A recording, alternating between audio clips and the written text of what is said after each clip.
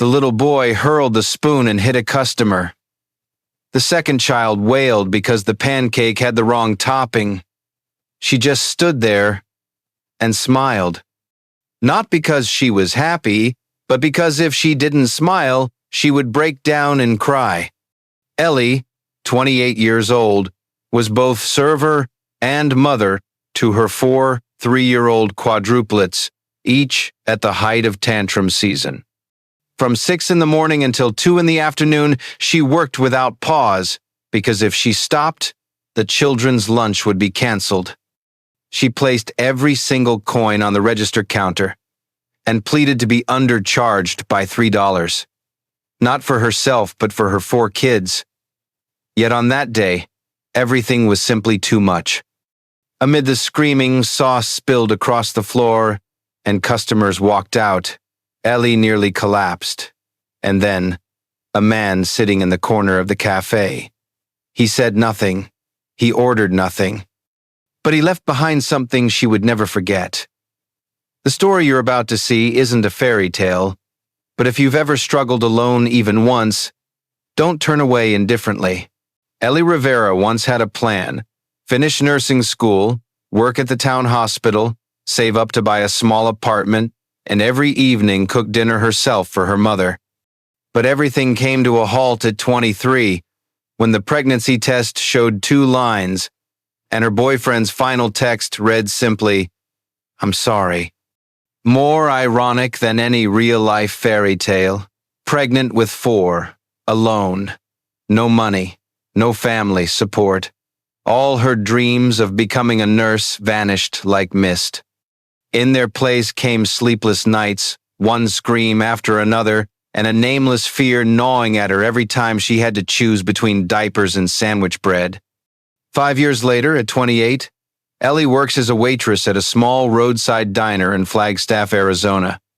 She takes the morning shift because dawn is quieter, and her 4 little boys can sit in the corner with 3 superhero backpacks, a few crumbs of bread, and boundless imagination.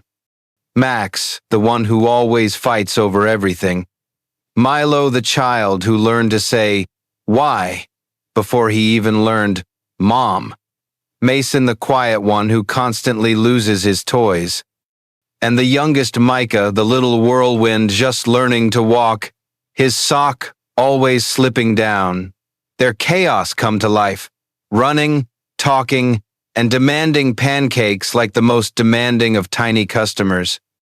Regulars feel sorry for Ellie, but not enough to help because everyone assumes she's used to juggling coffee, catching a tumbling toddler, and smiling at the elderly lady demanding extra butter. But today was different. Micah knocked over a glass of milk. Milo screamed because his plastic dinosaur fell and got run over by a server's cart. Max yelled at the top of his lungs over a pancake missing syrup. Mason was pouring syrup onto his own shirt. And Ellie, standing at the eye of that tiny storm, did not shout, did not cry, did not walk away.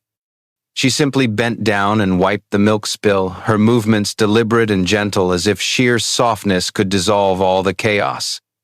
Yet her eyes betrayed exhaustion, a weariness no one ever asked about, because they all assumed she could handle it. When it came time to print the bill, her hand trembled. $24.75, $4 over today's budget. Ellie rummaged through her wallet. 1 $5 bill, 3 singles, a few coins. Not enough. Fill the car with gas to get home or feed her children? She couldn't choose. So she chose a third way. She emptied every penny she had, took another $1 from her own tip jar, and left a handwritten note. "I'll make this up this afternoon. I'm sorry, Ellie." She didn't know that at the far end of the diner, a man in a black jacket and baseball cap was watching in silence. He didn't order anything, but his gaze fell on what everyone else had missed, a fatigued resilience that deserved recognition.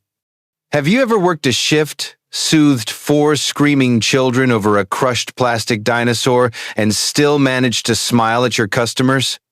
Welcome to 30 Millionaire Stories, where success meets solitude, and every story heals a hidden wound.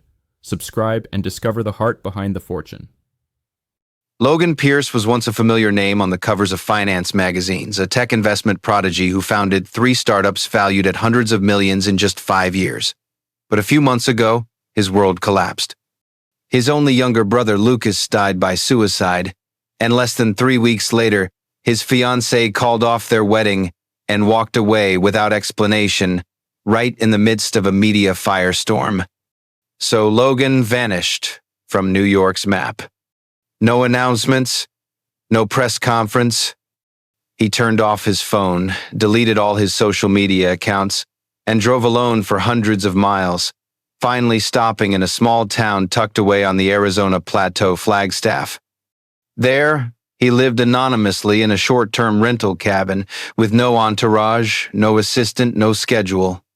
Logan wore an old hoodie, pulled his baseball cap low, took a walk every morning, and chose to have breakfast at a roadside diner where no one knew his name. He didn't want recognition. He wanted only one thing: silence. What Logan didn't expect was that someone in that diner would make him unable to look away, not because of her appearance, but because of the way she carried herself. Ellie Rivera. She was a waitress with slightly tousled hair, a thin smile, and 4 little children orbiting her like satellites every morning. The first time he saw her, she was pouring coffee with one hand while steadying a toddler from tipping off a high chair with the other. Her eyes were on the customer, her hand measured the pour precisely, and her head still absorbed a child asking about his missing dinosaur. Not a wasted gesture, not a single moment of irritation. Only one thing Logan couldn't help but notice: the faint exhaustion lurking behind that professional smile. Today, he sat closer to the children's table than usual. Not out of mere curiosity, but partly because he wanted to understand how could one woman endure such a whirlwind every single day without unraveling. The answer came sooner than he expected. One knocked over a glass of milk. Another shrieked because his dinosaur had fallen and been crushed by a service cart.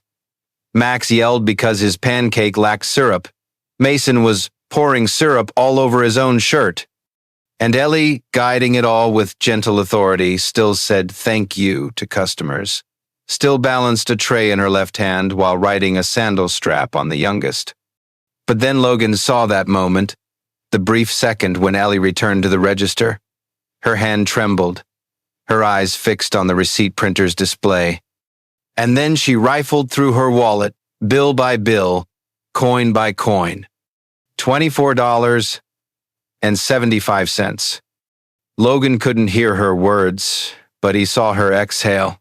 She counted out her loose change, took another $1 from her tip jar, and left a small scrap of paper. No complaints, no groans, no asking for help. Just acceptance. As if not having enough money was second nature to her. And that's when Logan realized he had dined in hundreds of upscale restaurants. He'd reviewed hundreds of bills worth many times that amount, yet never had a check compelled him to stand and do something. Not out of pity, but because of something deeper, something he couldn't quite name himself. A man can have everything. So what is it that makes him stop for a $17 bill that isn't his own? All right, my dear audience, comment 1 if you're still here and want to hear more of this fascinating story. Ellie doesn't remember how she made it through the rest of her shift, maybe by reflex, maybe by the instinct of a mother who's long since learned she can't afford to collapse. But when her morning shift ended and the last customer had left, she returned to the counter, intending to clear the unfinished bill, only to find it gone. In its place lay a small paper boat folded from the white receipt. On it, in neat, masculine handwriting, read, "Thank you for being the hero to 4 children every day. Extraordinary, yet not every woman could do that." Ellie stared. She thought someone was playing a joke. This cute little note dashed off in haste. But then her eyes flicked to the payment terminal. The $24.75 bill had been paid by card. not hers. She looked around. No familiar face. No customers remained. The baseball cap man from earlier had slipped away at some point. Nobody spoke. Nobody left a name. Ellie's throat tightened. Her eyes stung, not because the money had been covered, but because she'd been seen. Not pitied, but acknowledged.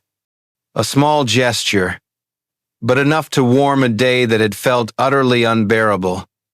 As Ellie bent to pick up a fallen napkin under a chair, she didn't notice Max, her eldest, tiptoeing toward the door. In his hand was the green plastic dinosaur whose tail had snapped off, the very toy that had made Milo cry that morning.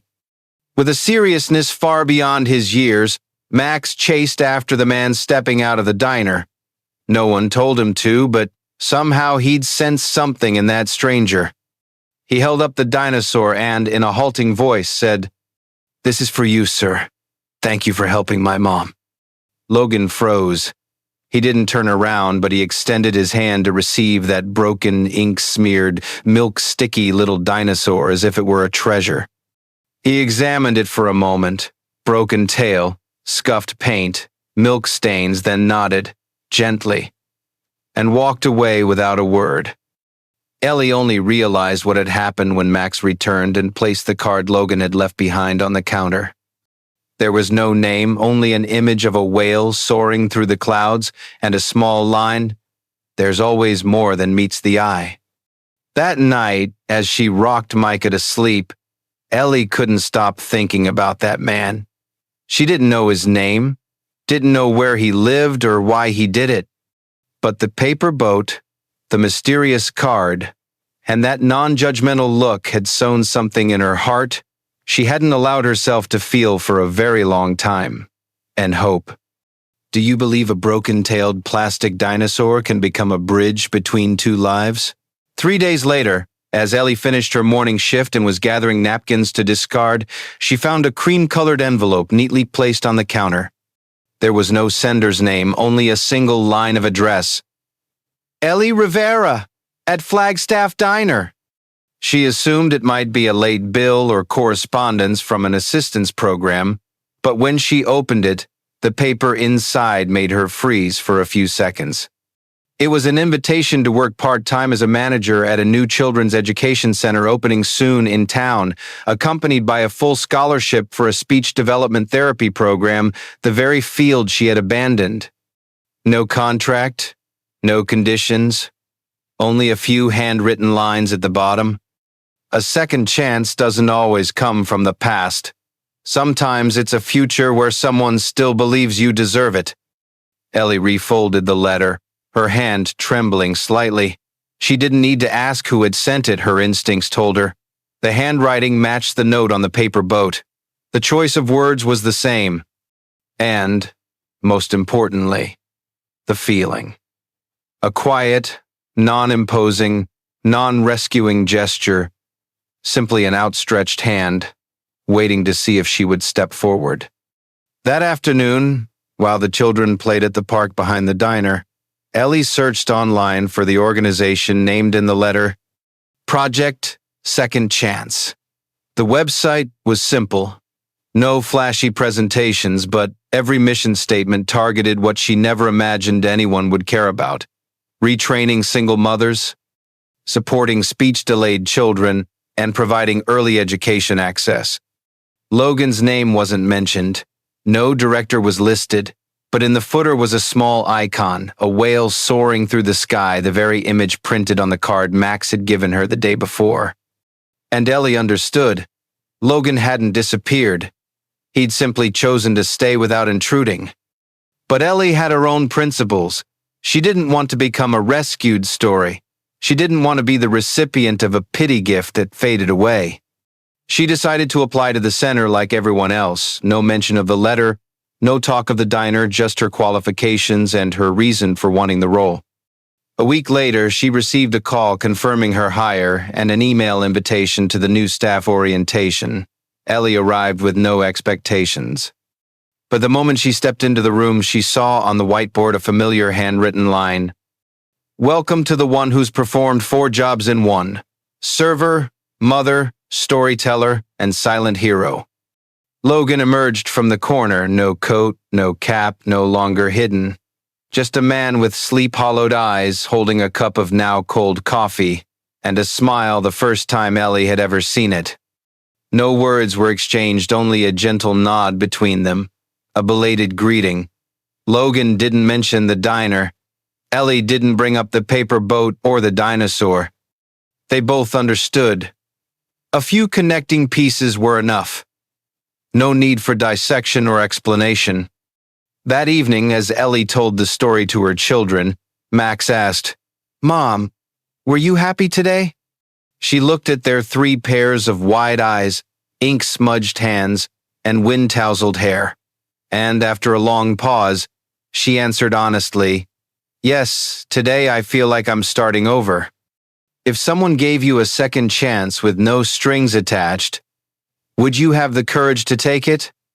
Relax for a moment, then let's continue this compelling story.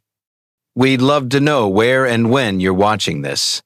1 year after Ellie received that anonymous letter, the little diner in Flagstaff had become a memory, and Project Second Chance had become a second home, not just for her, but for dozens of other single mothers struggling between survival and hope. Ellie no longer wore an apron stained with milk, no longer hurried between tables with worry in her eyes. Now she stood before a whiteboard with a box of colored markers in hand, telling stories to children, little ones who had never known the word stable. Every story began the same way. Once upon a time, there was a whale who could fly. Not because that whale was real, but because it was the first image to rekindle hope within her. And the children loved it. They imagined its adventures, gave it names, drew wings on it. Just as Ellie had once redrawn herself from the shattered remnants of 5 years ago. Outside of story time, she led a special class. Emotional management for single-parent families. No textbooks, no standardized curriculum. Just the shared wisdom of someone who'd once collapsed in a diner restroom, wiping away tears while Googling, "How do I stop my child from asking who his father is?" She didn't think herself exceptional, only that she had lived through it. And that was reason enough for people to stay and listen. Logan was almost never seen during that time. His name remained absent from the founders' board. But the mural in the main lobby painted by Max, Milo, and Mason always caught every visitor's eye. It depicted a woman standing amid 3 children, holding a storybook, while a whale soared toward the sun in the sky. Then one late March afternoon, when the center held a small graduation ceremony for its first year's graduates, mothers who had completed the program, Ellie stepped into the backyard, where wooden chairs were arranged in a half moon. Among the unfamiliar faces, she recognized a familiar silhouette, Logan. No suit, no obligations, just the same black jacket and worn baseball cap. But this time, his smile was unmistakable, as if he were also graduating from something that had been smoldering in his own heart. The 4 children spotted him first. Max shouted, "Uncle Lolo!" Milo immediately asked, "Did you bring cake today?" And Mason, the quiet one, simply approached and placed in Logan's hand a small stone with a whale drawn on it in marker. Ellie stood still, watching the scene like an outsider. But this time, she didn't feel lost. She felt a strange peace. When the ceremony ended, she moved to thank him, but Logan spoke first, as if reading her thoughts. "I didn't give you anything. You built all of this yourself." Those words weren't praise. They were recognition, a form of faith, as if he'd never come to rescue her, but to remind her that she had never needed saving, only to be believed in. Ellie smiled. She knew there would still be ups and downs ahead. The kids would still fight over the last Lego piece, money would still be tight, and Logan remained an enigma. But one thing was certain. For the first time in a long while, Ellie was no longer living merely to survive. She was living to build. Sometimes people don't come to rescue you. but to remind you that you rescued yourself long ago. Every journey has a beginning, and sometimes its end forms the perfect circle for a new start.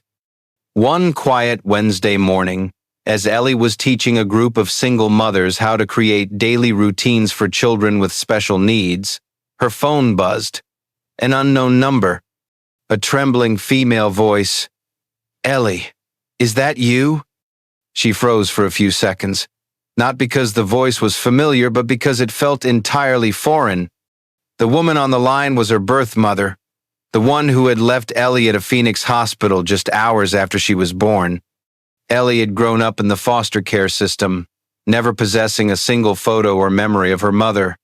She had long believed that absence left her incomplete. The call was brief. The woman did not ask for forgiveness. She only said, "I've been watching you from afar. You've become a good person, even without me." When the call ended, Ellie sat in silence for a long time. She did not cry. She did not rage. She only felt as if some invisible layer of dust in her mind had been swept away. That evening, after soothing the children to sleep with the tale of the whale flying through storms, she stepped onto the back porch and found Logan sitting there reading. She wasn't surprised he showed up whenever she didn't voice her needs. "It was you, wasn't it?" she asked. He closed his book, offering no denial. Logan had quietly searched for her mother for nearly a year, not to orchestrate a tearful reunion, but to give Ellie the power of choice. Forgiveness, he said, is a gift, but only meaningful if the recipient is ready to accept it. Ellie chose not to meet her mother. But the next morning in class, she shared with the mothers a new story, that forgiveness is not about letting someone else go, but about releasing the burden within yourself that you've carried for too long. The women fell silent. Then, one by one, they nodded not because they agreed with Ellie, but because for the first time, they realized they had the right to feel without judgment. Ellie's story, once beginning with a syrup-stained napkin and a broken-tailed dinosaur, had now become the spark that made others believe in themselves. One Saturday afternoon, during her regular story hour, Ellie read The Flying Whale Part 3. The children chirped guesses about where the whale would fly this time. Max said the moon. Milo said the ocean floor. Mason, still quiet, simply drew 3 smaller whales beside it. Logan sat at the back, reading his own book but glancing at the children. No longer the mysterious man in a baseball cap who had wandered into a diner.